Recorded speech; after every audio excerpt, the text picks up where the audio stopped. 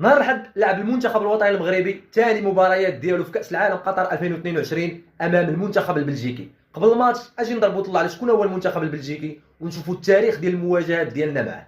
المنتخب البلجيكي كيف ما هو معروف كينتمي للقاره الاوروبيه والاتحاد الاوروبي الويفا. هذا المنتخب هذا اللي تاسس الاتحاد ديالو في عام 1904. المنتخب البلجيكي حاليا كيحتل التصنيف رقم 2 عالميا، وابرز النجوم ديالو هو كيفن دي برويني وحارس ريال مدريد تيبو كورتوا. في المواجهه التاريخيه بين المنتخب الوطني المغربي والمنتخب البلجيكي سبق لهم تواجهوا 3 ديال المرات. المره الاولى كانت في مونديال 1994 في الولايات المتحده، وانتهت المباراه فوز المنتخب البلجيكي بهدف مقابل لا شيء. المباراه الثانيه واللي كانت في اطار ودي في عام 1994 وسالت بفوز المنتخب البلجيكي مره اخرى على المنتخب الوطني المغربي ب4-0. اخر مباراه بين الطرفين كانت سالت بفوز المنتخب الوطني المغربي على المنتخب البلجيكي ب4 اهداف مقابل هدف واحد